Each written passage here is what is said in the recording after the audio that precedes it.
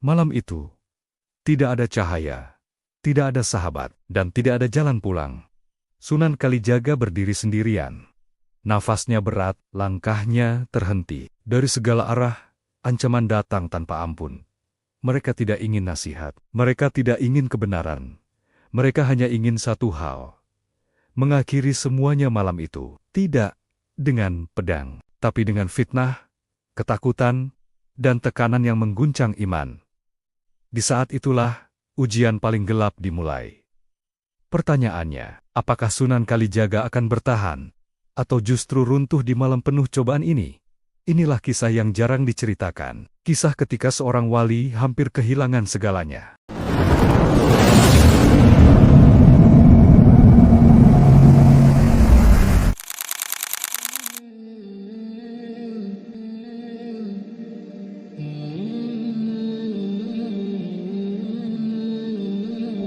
Malam itu turun tanpa suara, seolah langit sengaja menahan cahaya. Kabut tipis merayap perlahan di antara pepohonan, menutup jalan setapak yang biasanya dilalui orang-orang desa. Angin berhembus dingin, membawa firasat yang sulit dijelaskan dengan kata-kata. Di tengah kesunyian itu, Sunan Kalijaga melangkah sendirian. Tidak ada murid, tidak ada sahabat, hanya suara langkah kaki yang bergesekan dengan tanah basah, dan detak jantung yang semakin terasa berat. Biasanya, di malam-malam seperti ini, beliau memilih menyendiri untuk berzikir dan bertapa. Namun, malam ini berbeda. Ada sesuatu di udara, sesuatu yang gelap dan menekan. Seolah alam sendiri sedang menahan napas, menunggu sesuatu yang akan terjadi. Sunan Kalijaga berhenti sejenak, matanya menatap ke depan. Mencoba menembus kabut, bukan karena takut, tetapi karena ia merasakan kehadiran yang tidak terlihat. Dari kejauhan, terdengar suara bisik-bisik. Bukan doa, bukan zikir, melainkan nada kebencian yang disembunyikan dalam gelap, tanpa pedang, tanpa tombak, namun jauh lebih berbahaya. Fitnah, tekanan, ancaman yang tidak diucapkan. Nama Sunan Kalijaga sudah lama menjadi perbincangan. Dakwahnya yang lembut, caranya merangkul tanpa memaksa, justru membuat banyak pihak merasa terancam. Mereka yang hidup dari ketakutan rakyat, dari kebodohan, dan dari kekuasaan lama, mulai gelisah. Dan malam ini, kegelisahan itu mencapai puncaknya. Sunan Kalijaga melangkah lagi. Namun setiap langkah terasa semakin berat. Seolah tanah di bawah kakinya ingin menahannya. Dari balik pepohonan, bayangan bergerak, tidak jelas siapa mereka, tapi jelas maksudnya. Mengintimidasi, menekan, dan mematahkan mental. Ia sadar, malam ini, ia sedang dikepung tanpa ampun, bukan oleh pasukan bersenjata, melainkan oleh kebencian yang telah lama dipelihara. Tidak ada teriakan, tidak ada serangan. Justru itulah yang membuatnya lebih mencekam. Dalam hati, Sunan Kalijaga berbisik lirih, menyerahkan segalanya kepada Allah, bukan keselamatan fisik yang ia khawatirkan, melainkan apakah imannya akan tetap teguh ketika segalanya terasa gelap. Untuk sesaat, keraguan mencoba menyelinap. Bukan ragu pada Allah, tetapi ragu pada manusia. Apakah jalan yang ia tempuh benar? Apakah kelembutan masih memiliki tempat di dunia yang penuh amarah? Angin malam bertiup lebih kencang. Obor-obor kecil mulai terlihat dari kejauhan, menyala redup seperti mata yang mengintai. Tidak mendekat, namun cukup dekat untuk memberi pesan, kami ada di sekelilingmu. Sunan Kalijaga berhenti. Ia tidak mundur. Ia juga tidak melawan. Disitulah ujian paling gelap dalam hidupnya dimulai. Malam ini akan menentukan segalanya. Apakah ia akan tetap berdiri sebagai pembawa cahaya, atau justru runtuh oleh tekanan yang tak terlihat? Dan dari sinilah kisah yang jarang diceritakan itu bermula. Kisah ketika seorang wali Allah hampir kehilangan segalanya, sebelum cahaya besar benar-benar terbit di tanah Jawa. Sebelum malam kelam itu terjadi, tanah Jawa sedang berada di persimpangan zaman. Kepercayaan lama belum sepenuhnya ditinggalkan, sementara cahaya ajaran baru mulai menyusup ke hati rakyat perlahan, tanpa paksaan, tanpa kekerasan. Di tengah perubahan itulah, nama Sunan Kalijaga mulai terdengar kemana-mana. Beliau tidak datang membawa ancaman, tidak pula memaksakan kebenaran dengan suara keras. Dakwahnya hadir lewat tembang, lewat wayang, lewat bahasa yang dimengerti rakyat kecil. Justru karena itulah, pengaruhnya menyebar cepat dan diam-diam menimbulkan ketakutan, bukan di hati rakyat, melainkan di hati mereka yang selama ini merasa paling berkuasa. Para tokoh yang terbiasa dihormati tanpa pertanyaan mulai resah. Tradisi yang selama ini menjadi alat kekuasaan perlahan kehilangan genggaman. Rakyat mulai bertanya, mulai berpikir, dan mulai membedakan mana ketakutan dan mana kebenaran. Dan di balik semua itu, nama Sunan Kalijaga disebut-sebut dengan nada tidak bersahabat. Awalnya hanya bisikan, metodenya aneh, ajarannya membingungkan. Dia merusak tatanan lama. Bisikan itu menyebar dari satu telinga ke telinga lain, berubah menjadi kecurigaan. Kecurigaan berubah menjadi ketakutan, dan ketakutan, jika dibiarkan, selalu mencari kambing hitam. Sunan Kalijaga menyadari hal itu. Namun, ia memilih diam. Baginya, dakwah bukan soal siapa yang menang atau kalah. Ia percaya, kebenaran yang disampaikan dengan ketulusan akan menemukan jalannya sendiri. Tapi tidak semua orang berpikir demikian. Sebagian pihak mulai merasa, selama Sunan Kalijaga ada, pengaruh mereka akan terus melemah. Bukan karena kehilangan kekuatan fisik, melainkan karena kehilangan kendali atas pikiran rakyat. Maka mulailah strategi yang lebih halus, bukan serangan langsung, melainkan pembentukan opini. Cerita-cerita dipelintir, nasihat disalahartikan, kesederhanaan dianggap kelemahan. Beberapa murid yang imannya belum kuat mulai goyah. Mereka mendengar kabar simpang siur, ancaman tak langsung, dan tekanan sosial yang semakin terasa. Perlahan, lingkaran Sunan Kalijaga menyempit. Ia yang dulu dikelilingi tanya dan harap, kini sering ditemani tatapan curiga. Di pasar, di balai desa, bahkan di tempat ibadah, namanya mulai dibicarakan dengan nada tajam. Tidak semua orang berani menentang terang-terangan, namun cukup banyak yang memilih menjaga jarak. Dan inilah yang paling berat, bukan caci maki, melainkan kesunyian yang tiba-tiba. Sunan Kalijaga merasakan perubahan itu. Setiap senyum yang tertahan, setiap salam yang tak dibalas, menjadi tanda bahwa badai sedang dikumpulkan. Ia tahu, ini bukan sekadar perbedaan pendapat. Ini adalah ujian yang sedang disiapkan dengan rapi. Malam demi malam, tekanan itu menguat. Tidak ada undangan, tidak ada peringatan, hanya rasa bahwa sesuatu sedang bergerak di balik layar. Dan ketika malam gelap itu tiba, ketika kabut menutup jalan, dan obor-obor menyala di kejauhan, Sunan Kalijaga mengerti satu hal penting. Ujian paling gelap tidak pernah datang tanpa sebab. Ia selalu diawali oleh perubahan, dan ditutup dengan keberanian untuk tetap berdiri di jalan yang benar. Fitnah tidak pernah datang dengan wajah garang. Ia menyelinap perlahan, berbicara lirih, dan berpura-pura menjadi kebenaran. Awalnya hanya cerita kecil, potongan kata yang dipisahkan dari maknanya, nasihat yang dipelintir seolah menyimpang. Nama Sunan Kalijaga mulai disebut bukan lagi dengan rasa hormat, melainkan dengan nada curiga. Di sudut-sudut desa, orang-orang berbisik, saling bertukar cerita yang tidak pernah ia ucapkan. Dan setiap bisikan itu, sedikit demi sedikit, menggerogoti kepercayaan. Metodenya terlalu berani. Ajarannya membingungkan rakyat. Dia membawa perubahan yang berbahaya. Tidak ada yang berani mengatakannya langsung di hadapannya. Semua dilakukan dari belakang. Sunan Kalijaga merasakan perubahan itu dari sikap orang-orang. Salam yang dulu hangat, kini terasa dingin. Tatapan yang dulu penuh harap, berubah menjadi ragu. Ia tidak mendengar fitnah itu secara langsung, namun ia merasakannya di udara. Seperti debu halus yang membuat napas sesak. Yang paling menyakitkan bukanlah ucapan orang asing, melainkan keraguan yang tumbuh di hati mereka yang dulu dekat. Beberapa murid mulai jarang datang. Sebagian memilih diam, menghindar, bahkan menghilang tanpa pamit. Mereka bukan membenci, mereka hanya takut. Takut disingkirkan, takut dicap, takut kehilangan tempat di masyarakat. Sunan Kalijaga memahami itu. Namun memahami tidak selalu berarti tidak terluka. Malam-malamnya kini dipenuhi keheningan yang berbeda. Bukan keheningan untuk zikir, melainkan keheningan yang menuntut jawaban. Ia duduk sendirian, merenungi satu pertanyaan yang terus berputar di benaknya. Apakah kelembutan masih memiliki tempat di tengah kerasnya dunia? Fitnah itu semakin terstruktur. Ada yang sengaja menyebarkannya. Ada yang menikmati kekacauan yang tercipta. Cerita-cerita lama diungkit kembali. Masa lalu dipermainkan. Seolah perubahan diri tidak pernah berarti. Apapun yang ia lakukan selalu salah di mata mereka yang sudah memutuskan untuk membencinya.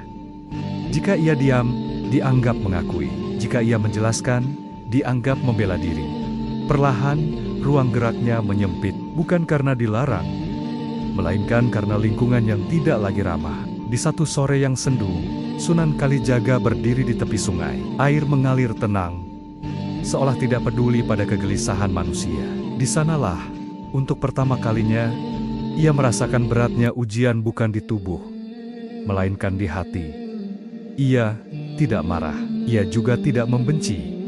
Namun ada luka yang tidak terlihat, luka karena disalahpahami, karena niat baik dianggap ancaman, luka yang hanya bisa ditanggung oleh mereka yang memilih jalan sunyi. Fitnah itu akhirnya mencapai puncaknya ketika sebuah keputusan diam-diam diambil.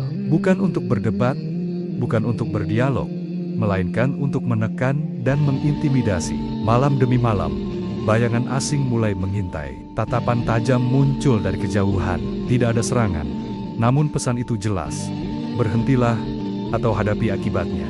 Sunan Kalijaga tahu, ini bukan lagi sekadar ucapan, ini adalah ujian nyata.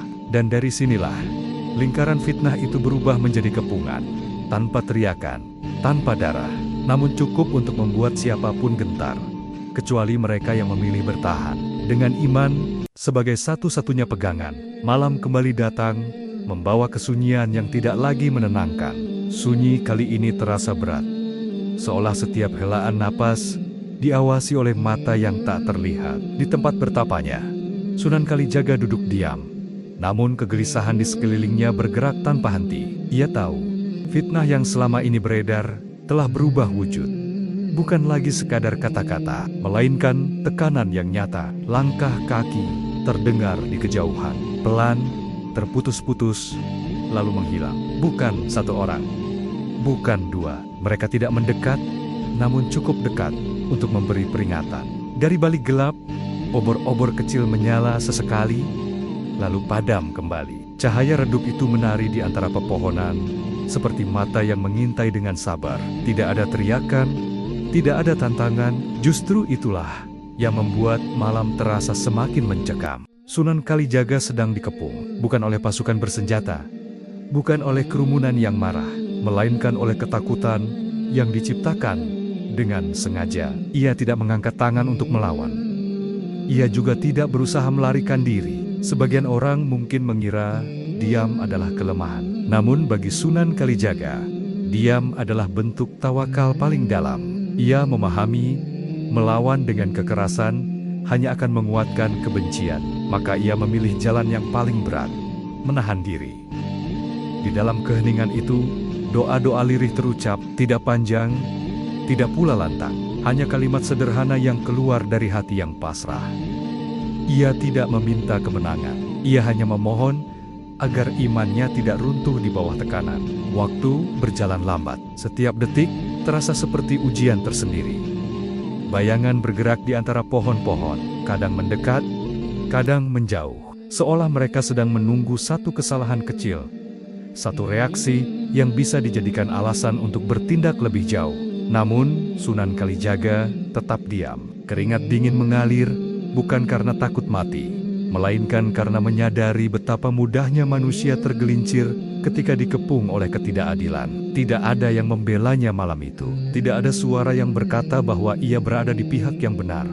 Hanya keyakinan. Dan itu pun sedang diuji habis-habisan. Di saat seperti inilah, banyak orang memilih menyerah, mengalah demi keselamatan, berkompromi demi ketenangan. Tapi Sunan Kalijaga tahu, jika ia mundur sekarang, bukan hanya dirinya yang kalah. Dakwah yang lembut itu akan ikut padam. Angin malam berdesir lebih kencang, membawa bau tanah basah dan asap obor. Suara serangga terhenti sejenak, seolah alam pun ikut menyaksikan. Malam itu terasa panjang, tanpa tanda akan segera berakhir. Namun di tengah kepungan itu, ada satu hal yang tidak mereka sadari. Semakin Sunan Kalijaga ditekan, semakin hatinya terhubung pada Yang Maha Kuasa. Ia mungkin sendirian secara fisik, namun jiwanya tidak pernah sendiri. Dan ketika obor-obor itu perlahan menjauh, tanpa serangan, tanpa kata, Sunan Kalijaga mengerti satu hal penting, ujian ini belum selesai. Malam ini hanyalah permulaan dari kegelapan yang lebih dalam. Kepungan tanpa senjata telah menguji kesabarannya, dan ujian berikutnya akan menguji hatinya hingga titik paling sunyi. Malam itu terasa lebih panjang dari biasanya, bukan karena jarum waktu melambat, melainkan karena beban di dalam dada Sunan Kalijaga semakin berat. Setelah kepungan mereda, kesunyian kembali menyelimuti, namun kini sunyi itu tidak kosong. Ia penuh oleh pertanyaan yang tak terjawab. Sunan Kalijaga duduk sendiri, tidak ada cahaya obor, hanya temaram bulan yang tertutup awan, memantulkan bayangan samar di tanah basah. Di saat inilah, kekuatan seorang manusia benar-benar diuji. Bukan saat dipuji, bukan saat dikelilingi pengikut, melainkan saat ia ditinggalkan dan disalahpahami. Sunan Kalijaga merasakan itu sepenuhnya. Air mata jatuh perlahan, bukan air mata putus asa, melainkan air mata kejujuran.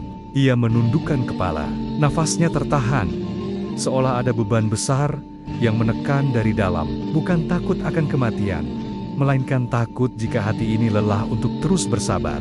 Ya Allah, doa itu keluar lirih, hampir tak terdengar. Tidak ada rangkaian kata panjang, hanya panggilan dari hati yang paling dalam. Ia tidak mengeluhkan manusia, ia tidak menyebut nama mereka yang memfitnah. Yang ia takutkan hanyalah satu hal. Jika ujian ini membuatnya berubah dari jalan yang lurus. Dalam keheningan itu, ingatan-ingatan bermunculan. Wajah rakyat kecil yang tersenyum ketika mengerti makna hidup. Anak-anak yang mendengarkan tembang dengan mata berbinar. Mereka yang diam-diam menemukan harapan dari dakwah yang lembut. Jika aku berhenti sekarang, siapa yang akan menemani mereka? Pertanyaan itu menusuk hati lebih tajam dari ancaman apapun. Namun, kelelahan adalah sifat manusia. Bahkan seorang wali pun diuji dengan rasa letih. Untuk sesaat, Sunan Kalijaga merasakan kehampaan, seolah seluruh jalan tertutup dan masa depan hanya berisi kegelapan. Angin malam bertiup pelan, daun-daun bergesekan, seperti suara lirih yang menenangkan. Disitulah ia bersujud, bukan untuk meminta mukjizat, bukan untuk meminta keselamatan instan, melainkan untuk menyerahkan segalanya. Air mata membasahi tanah, doa menyatu dengan napas yang bergetar. Jika ini kehendakmu, kuatkanlah aku. Jika ini jalanmu, jangan biarkan aku tersesat. Tidak ada suara dari langit, tidak ada cahaya yang tiba-tiba menyilaukan. Hanya ketenangan yang datang perlahan, seperti fajar yang belum terbit, namun sudah terasa. Di titik terendah itulah, Sunan Kalijaga menyadari satu hal penting. Gelap bukan tanda ditinggalkan, melainkan tanda sedang dibentuk. Ia menghapus air mata, menarik napas panjang, dan duduk kembali dalam diam. Malam masih gelap, ancaman belum sepenuhnya pergi. Namun hatinya kini lebih tenang, karena ia tahu, selama ia bersandar kepada Allah, tidak ada ujian yang benar-benar mampu menghancurkan. Dan malam paling gelap itu, perlahan berubah menjadi malam penyerahan diri yang paling ikhlas. Namun, ujian belum berakhir. Justru setelah inilah, iman akan diuji dengan cara yang lebih halus, dan pertolongan akan datang dengan bentuk yang tidak pernah ia duga. Setelah air mata kering dan doa terucap, kesunyian kembali mengambil alih. Namun kali ini berbeda. Sunyi itu bukan lagi menekan, melainkan menantang. Seolah malam memberi ruang bagi Sunan Kalijaga untuk berhadapan dengan dirinya sendiri. Tidak ada ancaman, tidak ada suara langkah. Justru inilah yang paling berat, karena di dalam keheningan, keraguan sering berbicara paling keras. Sunan Kalijaga duduk memandangi gelap. Pikirannya melayang pada satu pertanyaan yang belum pernah ia ajukan sebelumnya. Pertanyaan yang selama ini ia hindari. Apakah aku harus terus berjalan di jalan ini? Bukan karena ia tidak percaya pada kebenaran, melainkan karena beban yang harus ditanggung terasa semakin besar. Jika ia melanjutkan, tekanan akan semakin kuat. Fitnah bisa berubah menjadi kekerasan. Murid-murid yang tersisa bisa ikut terseret. Rakyat kecil yang ia lindungi mungkin akan ikut disakiti. Namun jika ia berhenti, jika ia memilih menyingkir demi ketenangan, maka semua pengorbanan itu akan sia-sia. Disinilah iman diuji, bukan antara benar dan salah, melainkan antara kenyamanan dan tanggung jawab. Sesaat, pikiran tentang keselamatan diri muncul, bukan untuk menyerah, melainkan untuk mencari jalan aman, jalan yang tidak berisiko, yang tidak menimbulkan kegaduhan, jalan yang secara manusiawi tampak masuk akal. Namun di saat yang sama, suara hati yang paling dalam berbisik, jika kau memilih diam demi aman, siapa yang akan berdiri demi kebenaran? Pergulatan itu terjadi tanpa suara, tidak ada saksi, tidak ada yang tahu betapa beratnya keputusan yang sedang ia hadapi. Di mata dunia, Sunan Kalijaga tampak tenang, namun di dalam, iman sedang diuji sampai ke akarnya. Ia teringat masa lalu, jalan hidup yang pernah salah, lalu diperbaiki dengan penuh perjuangan. Jika dulu ia berani berubah, mengapa sekarang harus mundur? Keraguan itu bukan tanda lemahnya iman, justru itu tanda bahwa iman sedang diuji untuk naik ke tingkat yang lebih tinggi. Sunan Kalijaga menutup mata. Ia tidak mencari jawaban dari manusia. Ia mencari keteguhan dari Allah. Dalam diam, ia menyadari satu kebenaran sederhana, namun berat. Jalan yang benar jarang terasa mudah. Pilihan itu akhirnya jelas. Bukan pilihan yang paling aman, melainkan pilihan yang paling jujur. Ia memilih untuk tetap berjalan, tetap lembut, tetap diam ketika difitnah, tetap berdiri meski sendirian, bukan karena ia yakin akan menang, melainkan karena ia yakin tidak sendirian di hadapan Allah. Di titik itulah, keraguan perlahan luruh, tidak hilang sepenuhnya, namun tidak lagi menguasai. Yang tersisa adalah keteguhan yang sunyi, tanpa sorak, tanpa pengakuan. Malam masih gelap, fajar belum terlihat. Namun keputusan telah diambil, dan keputusan itulah yang kelak membuka jalan bagi pertolongan yang tak terduga. Karena setelah iman diuji hingga batasnya, pertolongan Allah selalu datang dengan cara yang tidak pernah direncanakan manusia. Setelah keputusan itu diambil, malam tidak serta-merta berubah menjadi terang. Gelap masih menyelimuti, namun kini terasa berbeda. Tidak lagi menekan, melainkan tenang, seolah badai telah lewat. Meski awan masih menggantung, Sunan Kalijaga duduk dalam diam. Nafasnya teratur, hatinya lebih lapang. Ia tidak menunggu mukjizat, tidak pula menuntut tanda. Namun justru dalam ketidaktergantungan itulah, isyarat-isyarat kecil mulai terasa. Angin malam yang semula dingin, kini berhembus lembut, menyentuh wajah seperti belayan halus. Suara alam kembali hidup. Jangkrik bernyanyi pelan, dedaunan bergesek dengan irama yang menenangkan, seolah alam sedang berbisik, engkau tidak sendiri. Sunan Kalijaga membuka mata. Di kejauhan, langit yang tadinya pekat mulai menunjukkan semburat yang sulit dijelaskan. Bukan cahaya terang, melainkan perubahan suasana. Gelap yang mulai memberi ruang. Di dalam hatinya, muncul ketenangan yang tidak ia ciptakan sendiri.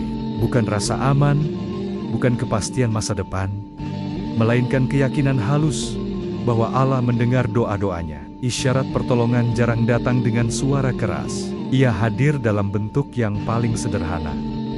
Sebuah pikiran yang jernih, hati yang tidak lagi dipenuhi kegelisahan, keberanian yang tumbuh tanpa disadari. Tak lama kemudian, langkah kaki terdengar dari kejauhan. Sunan Kalijaga tidak terkejut. Ia tidak bersiap untuk lari atau melawan. Ia hanya menunggu dengan tenang. Sosok itu mendekat perlahan, bukan dengan sikap mengancam, melainkan penuh kehati-hatian. Seorang lelaki tua, wajahnya lelah, namun matanya menyimpan kegelisahan.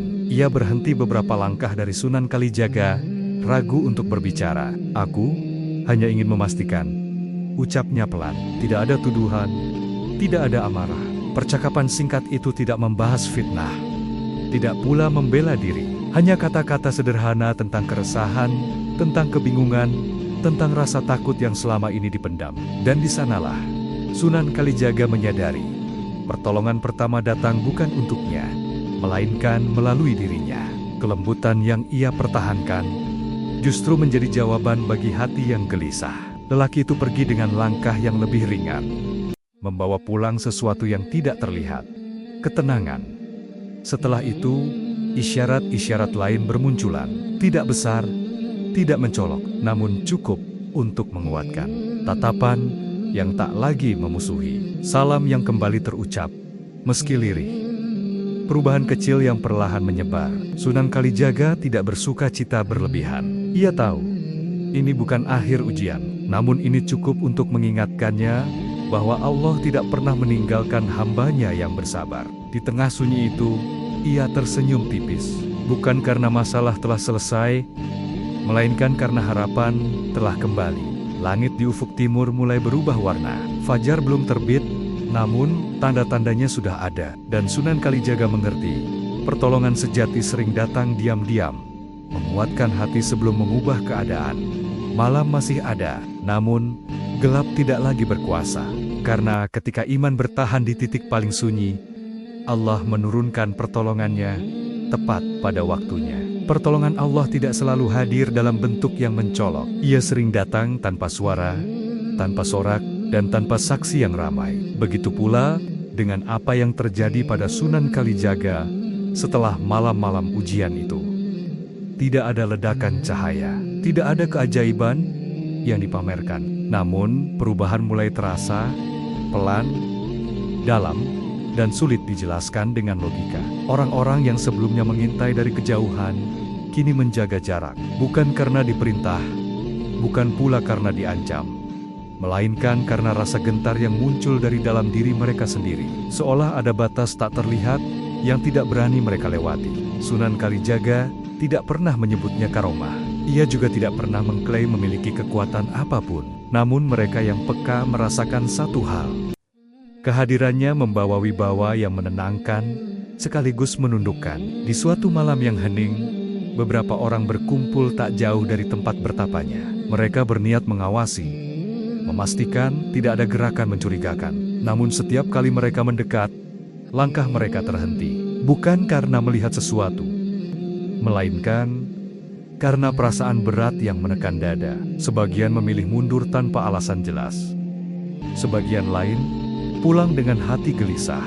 Tidak ada yang bisa menjelaskan apa yang sebenarnya terjadi. Tidak ada cerita yang bisa dibesar-besarkan. Justru karena itulah, kejadian ini menjadi lebih misterius dan berpengaruh. Sunan Kalijaga tetap seperti biasa. Ia berjalan dengan langkah ringan, berkata dengan suara lembut, dan tersenyum tanpa menyimpan dendam. Namun siapapun yang bertemu dengannya merasakan ketenangan yang aneh.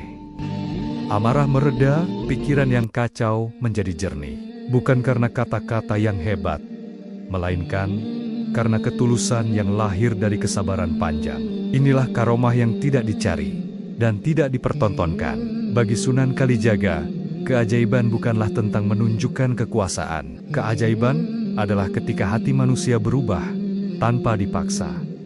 Dan perubahan itu kini mulai terjadi. Beberapa tokoh yang sebelumnya keras mulai memilih diam. Mereka tidak meminta maaf, tidak pula mengakui kesalahan. Namun langkah mereka menjauh dengan sendirinya. Fitnah yang dulu menyebar kini kehilangan tenaga. Di mata rakyat kecil, Sunan Kalijaga semakin dihormati. Bukan sebagai sosok yang menakutkan, melainkan sebagai figur yang membawa rasa aman. Kehadirannya seakan menjadi peneduh di tengah kegelisahan. Ia tidak menuntut pengakuan, ia tidak mencari pembenaran. Ia hanya melanjutkan apa yang sejak awal ia lakukan. Menyampaikan kebaikan dengan kesederhanaan, dan di sanalah letak karomah itu. Bukan pada apa yang terlihat oleh mata, melainkan pada pengaruh yang bekerja dalam diam. Malam demi malam berlalu, kepungan yang dulu terasa nyata kini memudar. Tidak ada pengumuman, tidak ada kemenangan yang dirayakan. Hanya keadaan yang perlahan kembali tenang. Sunan Kalijaga tahu, ini bukan akhir perjalanan, namun ujian terberat telah dilewati, tanpa harus melukai siapapun. Dan itulah kemenangan yang sesungguhnya. Karomah yang paling besar, bukanlah menundukkan musuh dengan kekuatan, melainkan menundukkan kebencian dengan kesabaran.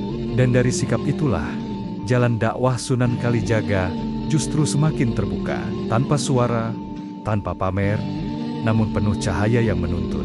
Perubahan besar jarang datang dengan suara gemuruh. Ia hadir pelan, melalui hati yang mulai sadar, dan nurani yang akhirnya berbicara. Begitulah yang terjadi setelah malam-malam penuh tekanan itu berlalu. Orang-orang yang dulu paling keras, kini justru menjadi yang paling diam. Bukan karena kalah, bukan karena takut dihukum, melainkan karena hati mereka mulai digelisahkan oleh rasa bersalah.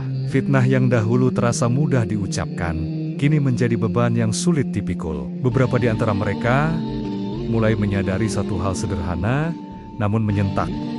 Sunan Kalijaga tidak pernah membalas. Tidak dengan kata, tidak dengan sikap, tidak dengan doa yang mencelakakan. Ia tetap berjalan seperti biasa, menyapa siapapun yang ditemuinya, bahkan mereka yang pernah menyakitinya. Dan justru sikap itulah yang membuat hati sebagian orang runtuh. Di suatu sore yang tenang, seorang lelaki yang dulu paling lantang, menyebarkan kecurigaan, berdiri di kejauhan. Ia melihat Sunan Kalijaga duduk bersama rakyat kecil, mendengarkan keluh kesah mereka, tanpa menghakimi. Pemandangan itu menusuk batinnya. Apa sebenarnya yang aku takutkan? Pertanyaan itu menghantui pikirannya. Malam itu, ia pulang dengan hati gelisah. Kata-kata fitnah yang pernah ia sebarkan terulang di kepalanya, kini terasa asing dan memalukan. Untuk pertama kalinya, ia merasakan penyesalan yang tidak bisa ditutupi oleh alasan apapun. Satu persatu, orang-orang mulai mendekat. Tidak untuk menantang, melainkan untuk memastikan. Memastikan apakah kebaikan itu nyata atau hanya topeng. Namun setiap pertemuan justru mempertegas satu hal. Ketulusan tidak bisa dipalsukan. Beberapa datang dengan kepala tertunduk, sebagian hanya diam, tak sanggup berkata apa-apa. Tidak ada pengakuan besar, tidak ada permintaan maaf yang lantang, dan Sunan Kalijaga tidak menuntut apapun. Ia menerima mereka dengan senyum sederhana, seolah tidak pernah terjadi apa-apa. Bagi sebagian orang, sikap itu lebih berat daripada teguran, karena di hadapan kebaikan yang tulus, kesalahan terasa jauh lebih jelas. Di desa-desa, suasana perlahan berubah. Percakapan yang dulu penuh curiga, kini berganti menjadi perenungan. Orang-orang mulai bertanya bukan tentang siapa yang benar, melainkan tentang apa yang seharusnya diperbaiki. Murid-murid yang sempat menjauh, mulai kembali. Mereka datang dengan rasa sungkan, takut tidak diterima. Namun Sunan Kalijaga menyambut mereka tanpa syarat. Tidak ada teguran, tidak ada pengingat akan masa lalu. Baginya, setiap orang berhak mendapat kesempatan untuk kembali. Emosi hangat menyelimuti setiap pertemuan itu. Tidak ada euforia kemenangan, yang ada hanyalah rasa lega. Seolah beban panjang akhirnya dilepaskan. Kepungan telah sirna, bukan karena kekuatan, melainkan karena kesadaran. Sunan Kalijaga berdiri di tengah perubahan itu dengan rendah hati. Ia tahu, penyesalan adalah awal dari perbaikan, bukan akhir dari kesalahan. Dan ia memilih menjadi bagian dari penyembuhan, bukan penghakiman. Matahari senja menyinari tanah Jawa dengan warna keemasan. Dalam cahaya itu, Sunan Kalijaga melangkah perlahan, ditemani kembali oleh mereka yang dulu menjauh. Ujian telah membalikkan keadaan, bukan menjatuhkan siapapun, melainkan mengangkat hati yang mau mengakui kesalahan. Dan dari sanalah, perjalanan menuju cahaya yang lebih luas kembali dimulai.